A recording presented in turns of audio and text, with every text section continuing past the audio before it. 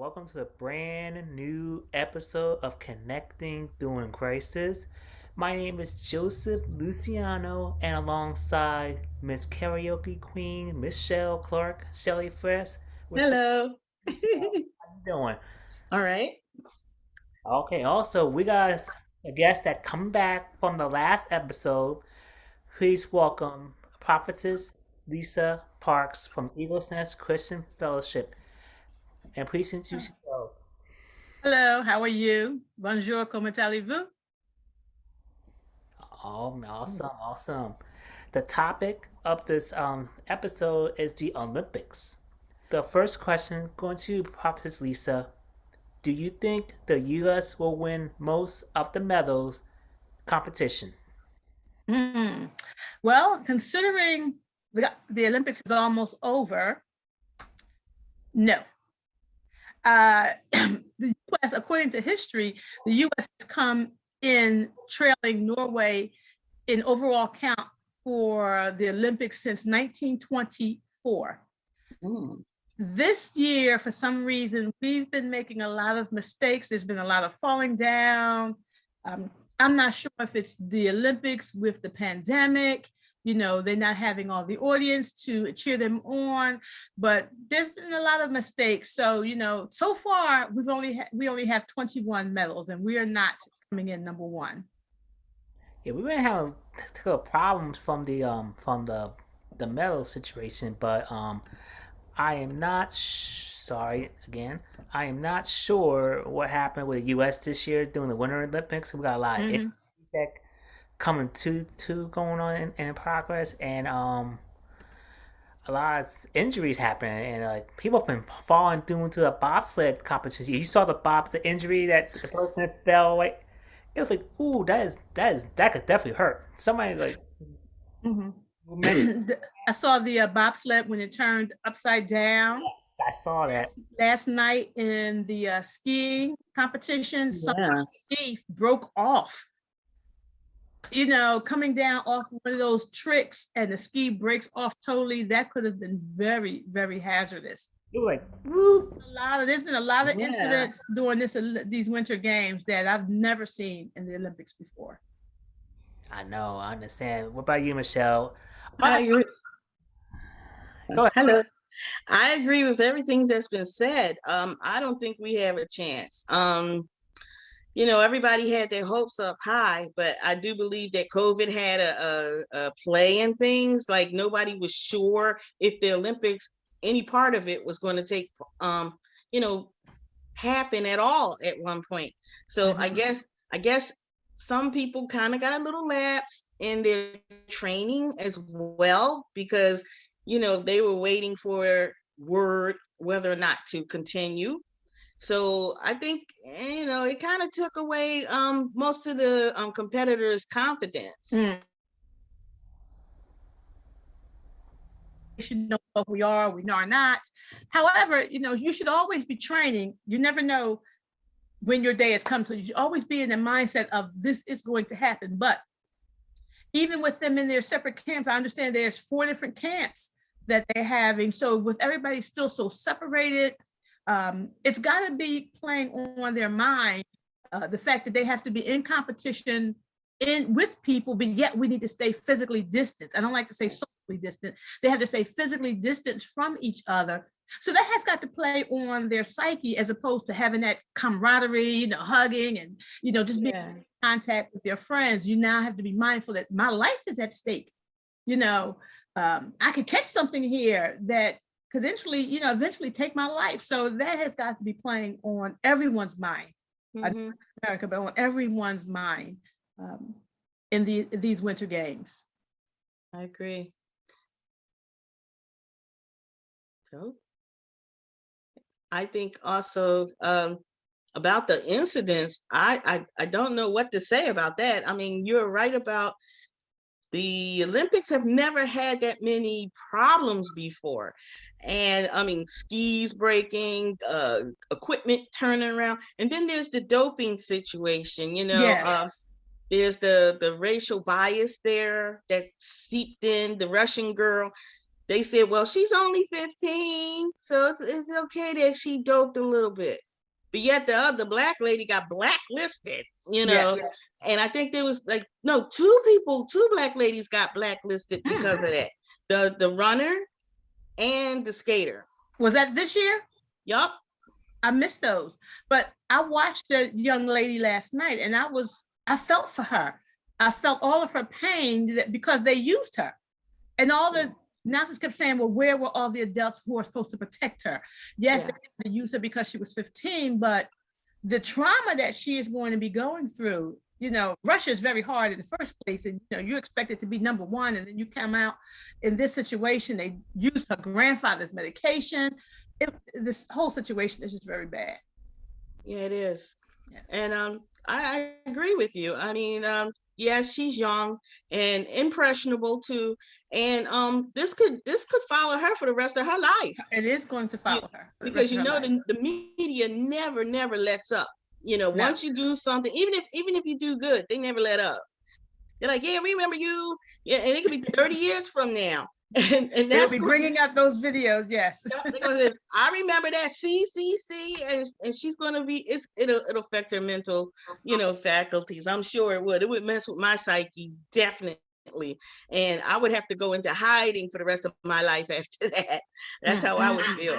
You know, I mean, I hate to do that. I mean, the best offense is to, like, you know, be brave and push through it, but push forward. Yes.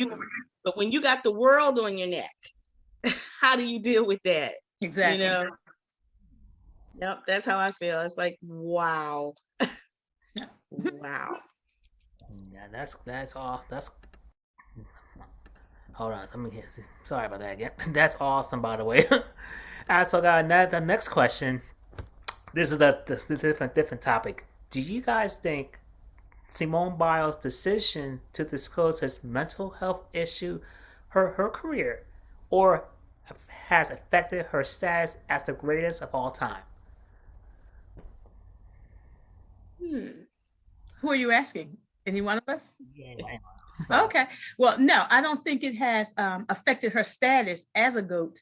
And I do believe that her decision to disclose was on point and very necessary. You know, people push our athletes out there as role models, but what they fail to understand is that they are just people with the same problems that you and I have in our homes. Everyone has got some mental health issues. They've all got some family issues. But when you're in that limelight, that you don't have those situations going on. The same thing goes on with those of us in ministry. It's because we're in ministry, we're called to preach and things like that. We don't have issues, but we've got more issues than the normal people do because we've got an enemy who is constantly coming at our neck. And mental health seems to be exposed really big now. But, you know, we do know that Simone had been sexually abused by the team doctor, the doctor that was over the gymnastics, children or people. So I don't think it hurt her career at all. She is moving on with life. She exposed the abuse. She's exposed her mental health challenge. And what she is actually doing is saying, hey, I may be the greatest of all time in the Olympics, but that is only one part of my life. There is another part. There's a human part. There's an aspect where I am just a daughter. I'm just an adopted daughter. I'm a girlfriend. I'm a friend, you know, and these are the areas that she is moving on with and not just allowing gymnastics to be the in all that be all in her life. Michelle? I agree. I'm glad she did it. Like Lisa said, she's a role model for young girls out there. You know, she's letting the generation that'll come after her to let them know, hey, we're human. We're not robots out here. That's right. Just because we're in the Olympics, yes, it's tough. Yeah, we're under stress all the time. We have to train all the time. But that don't mean you have to be in pain and deal with it, you know, and suffer in silence. Because that'll hurt you more than just dealing with it, you know, because I've heard little backstories of how some of them tried to commit suicide at one time because of the stress and the strenuous training and the health that they have to maintain through the Olympics. Mhm. But in secret, they were thinking, God, I can't take this. I Right. can't take this. But I'm in the spotlight. I can't tell nobody. Mhm. So they sat and took it. And then when they were out of the Olympics, like by age or whatever, or they just decided to retire, we don't know, a lot of times we don't know that some of these issues are the reasons why they retired. Why some of them at a young age retired, or some of them said, okay, I had enough of it. I can't take it no more. So adios. So Why they doing drugs? yes. Here we have Miss USA 2019. She's a extra correspondent who just took her life. Yes. A That was brilliant a shock. attorney. Yeah, a brilliant attorney. And they say she's Yes. from the 60th floor because Oof. Yeah. of depression. Yes. You know, here she's pushed up there to be Miss USA. And not only was she Miss USA, she was that particular year, 2019, all female Black women Yes. of all the major titles. That's a lot of pressure. We are like the first, they were breaking glass ceilings, and the pressure of, you know, trying to carry that title, probably not having anyone to talk to, just trying to constantly be out there was too much. Look at Regina King's son, just killed himself a couple days after his 26th birthday. You know, people like you and I, Michelle, think, well, what in the world could they possibly have that would be troubling them at 26? They haven't even lived life yet, but this generation is experiencing things that we and our generations didn't have to deal with. We had our parents at home. They didn't necessarily go to work and leave us as latchkey kids. So we had our parents to stabilize us. Bullying to the degree that they have bullying now. You can't even get on social media without bullying. Someone says something wrong about you. Oh my God, you're falling apart. These young people don't have a whole lot of stick to it. They don't have a good support system under them. You know, I grew up with grandparents and great grandparents. I don't know, you know, too many young people who are having, can say that they have great grandparents that, you know, Right. generations to help them with their issues. Well, we had the village. Yes, I had we the have a village. village, yes. My grandmother was around, but we had the village. You had the neighbors, that's right. You had the neighbors who Yeah, disciplined so you as well. So yeah, if we did wrong, the message got to mom. the message got to us. Yes. And these children nowadays are not having that, you know. So yes, I'm glad that she did disclose her mental health issues that she was dealing with, trying to be a young person, trying to be the greatest of all time, young girl, of course, breaking glass ceilings again, but having issues. And I'm glad that she was brave enough to come out and share that she was struggling, Right. her issues. I know, like everything. When I was watching that time, I was like, everyone was like, "Why is Simone leaving?" And then when I find out, like, okay, something going on. I thought it was a COVID related, but I find out he had a little stress happen, and then Jordan, her teammate, asked her, "Are you okay? Are you okay?" Y'all making sure Jordan, I forgot her last name. She came in and checked with her, and everybody else checked with her. Right.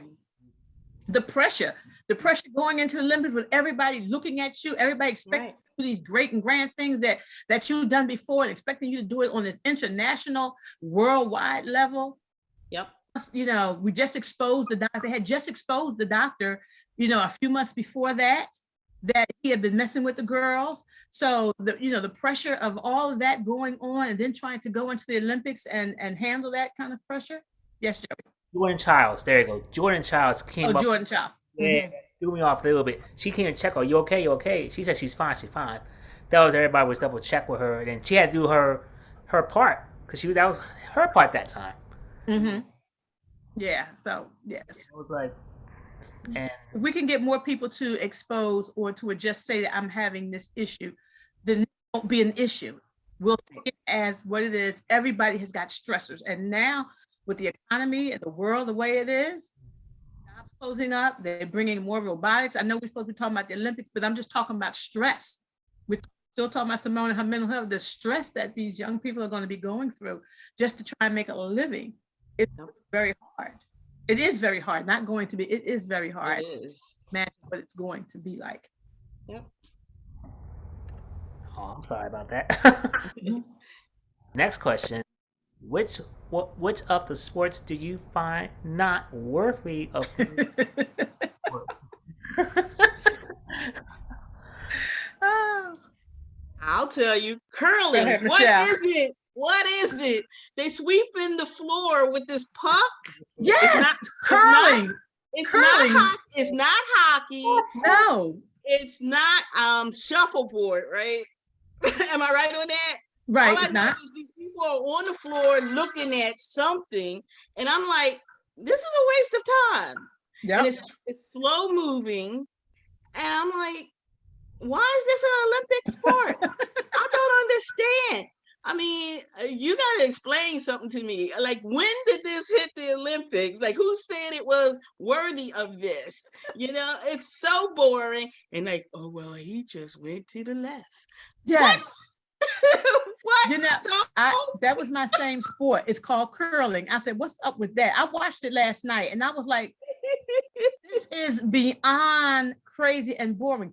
But you know, it originated back in the 16th century in Scotland. It was a part of the Olympics. And they I didn't know on the that. frozen lakes. They shot stones across the frozen lake and it became a part of the Olympics then. And I guess down, down, down through this, it's still a part, Somebody just said, like shot put throwing in the summer games. But yeah, I think I was like, they got this broom. What exactly are they doing with the broom in front of them? And you can't. I know what's going on with that one. yeah. I mean, like, you want to sweep something? Come on to my house. I got something for you to sweep. My floors need sweeping. Come on down. Yeah, I'll that see who one. can do it the best. Okay, I'll give you a medal. That one. I can't even imagine training for something like that. And when you watch them, I really watched them last night. I watched how they started off, and they had that curve in their leg. First of all, I would have broke my thigh already. They would have been broke at the hip. And how they just shot, but it's a form of shuffleboard. It's like bowling and shuffleboard, but it's done on ice. But yeah, it's been around since the 16th century, a part of the original Olympics. But that's one that we can do without. Yep, I agree. Definitely. Oh my god. Man. Which one do you think, Joey? Which sports do you think should not be a part of the Olympics? I don't know. That the curly one that was got. I looked at it 3 times. Like, what's this? What's this about?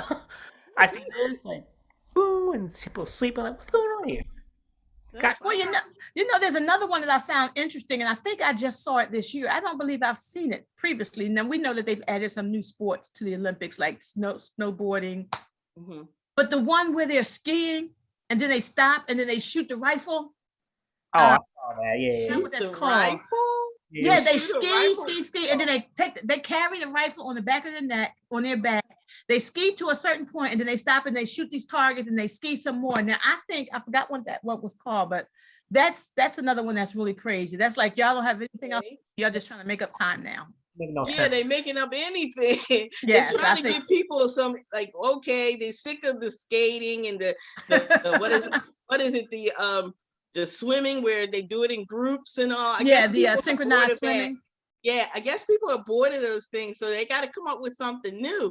But these are wacky things. These are things like like that new game that came out of China where they played their, what is it, red light, green light, and it's a form of that. But if you, if you move when you're not supposed to move, you get killed.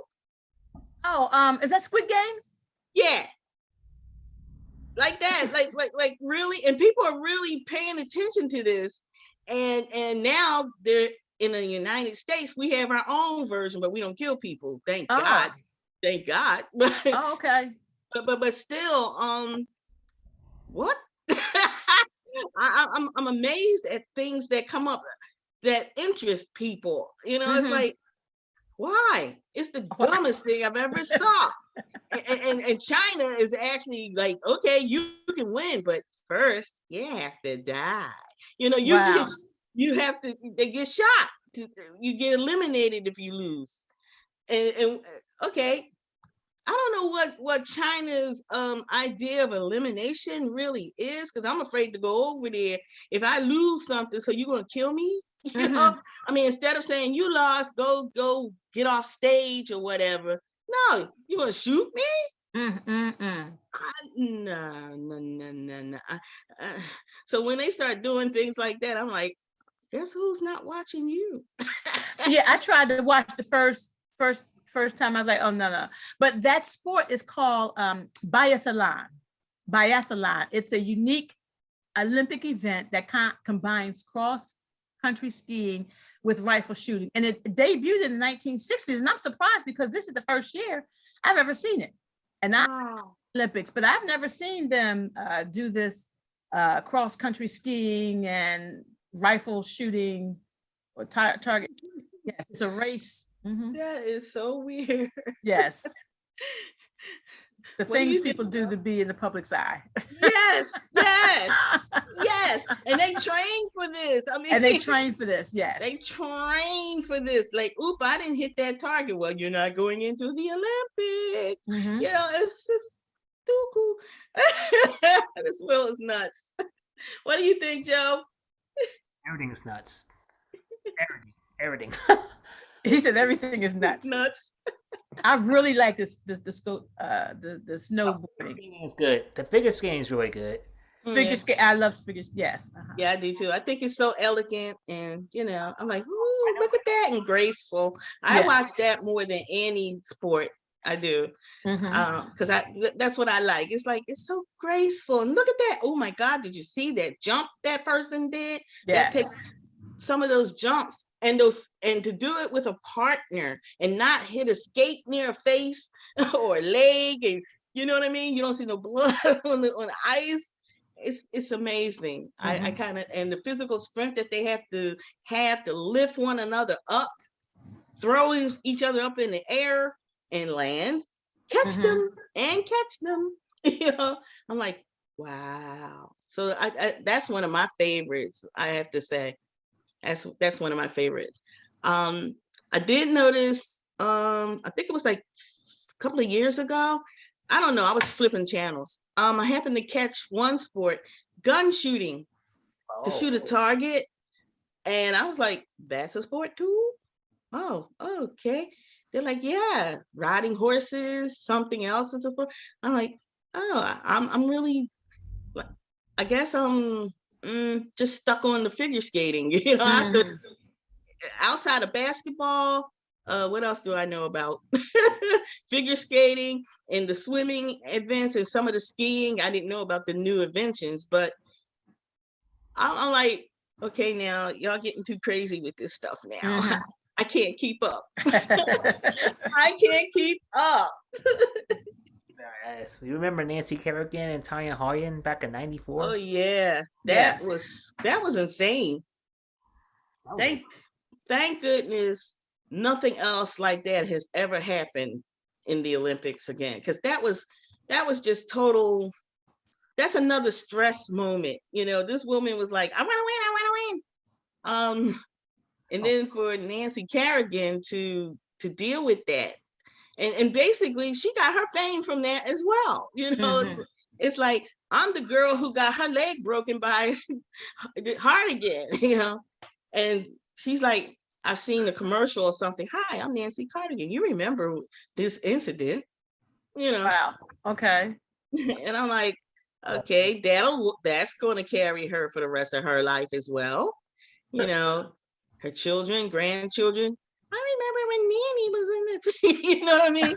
That lady broke her leg. Like, please. What about you, Prophetess? So any memories of from Olympics? Past memories? Oh, past it. I don't.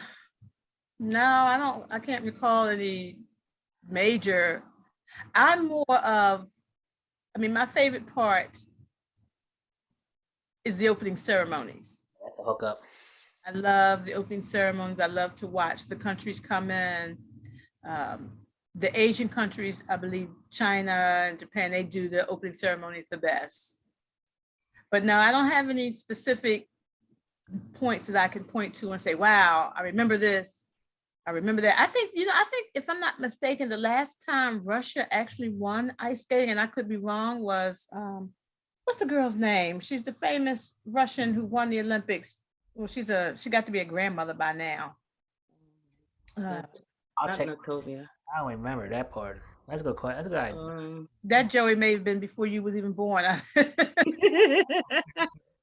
Oh, let me see. Yeah, but Yeah. How about this? nah. Let's do one last question before I wrap Yes. up. If you were offered the opportunity to participate in the Olympics, in which sport category would it be? It would be individual ice skating. Oh, I love ice skating. I've been ice skating since I was a teenager. Um, I don't know if I'm trusting enough to do partner skating. I love it. I love watching it. But I mean, I love the flips and the throwing up and the spin. But every time I'm watching them women being thrown around, I'll be thinking, oh my God, my heart is beating. So I don't know if I would have the tenacity to be able to partner with anyone doing any of that. But ice skating would be the event that I would want to participate in. okay, Michelle. I think I would like to participate in gymnastics.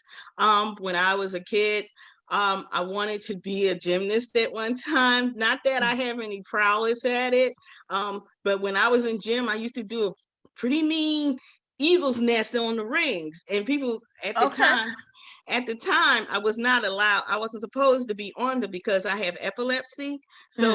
So certain things I was not supposed to do, but I did them anyway. And you got some memories to remember them by, and you're still alive. Yeah.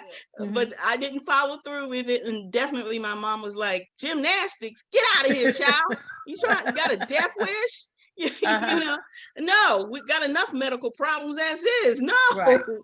And so, but I always wanted to do that. I always wanted to be out there doing the rings and the flips and on the balance beam and all that kind of stuff. I always wanted to do it. I just don't have any. Well, my prowess was when I was 12. Okay, but as an adult, no, it just kind of went out the window. Well, Michelle, I wanted to get back to swimming. That was the main thing I like. Okay. I love swimming. Seriously, swimming, and maybe basketball. Who knows? Anyway, final remarks. Final remarks. You guys got final remarks before I wrap it up? Well, I feel as though, hey, we're all Olympians. We're here on this planet. We made it through COVID. We're Olympians. Amen. I agree with you, Michelle. That is a wonderful sentiment. Final remarks. Even in the midst of a pandemic, a worldwide pandemic, we don't have to be in crises. There are people that we can connect with. Let's stop thinking social distance and realize that we are physically distant. We don't have to be socially distant. Connect with somebody, talk to somebody, maintain your friendships, maintain your relationships, so that you do not have to end up in crises. That's not where God wants us to be. There are things that we can still do. For instance, we're here on Zoom having this conversation. I've met this wonderful sister. I have an opportunity to hang out with my brother Joey. But we do not have to be in crises. We do not have to be depressed. There are people out here that we can talk to, we can share with. Be afraid. Don't be afraid to be naked and not ashamed, as TD Jake says. Let your guard down and talk to someone. Okay. Awesome. Anyway, this is Joseph Luciano, Michelle Clark, and Prophetess Lisa Parks. Thank you so much for joining in Connecting During Crisis. And I'll talk to you soon, and have a nice day, everyone.